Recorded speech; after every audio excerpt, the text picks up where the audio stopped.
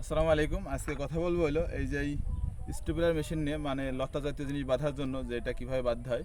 এটাই দেখেন এইভাবে আছে, এটা টেপ আছে আর এবং এটার ভিতর পিন পাওয়া যায়। এই যে এখানে আপনার পিন করতে হয়, এই যে পিন আছে, এই যে পিন, এবং আমরা কীভাবে বাঁধতে হয় ওইটা দেখাবো আপনাদের।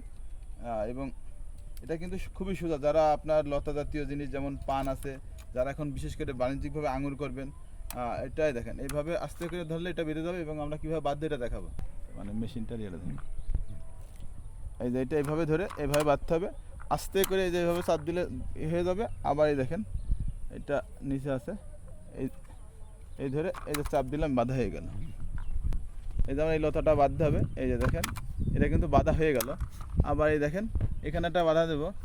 আপনি যখন দড়ি দিয়ে বাঁধতে যাবেন, বারবার আপনার বাঁধা লাগবে, সেক্ষেত্রে আপনার এই উপরে বানে আপনার ঘাড় ব্যথা হয়ে যাবে আপনার।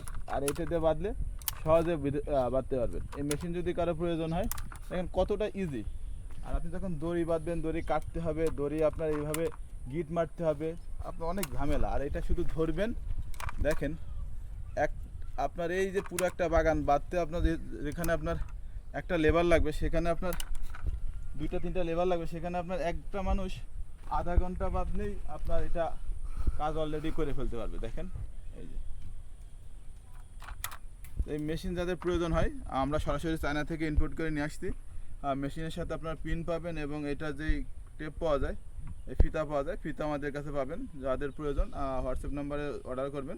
ধন্যবাদ সবাইকে, ভালো থাকবেন, সুস্থ থাকবেন। আসসালামু আলাইকুম।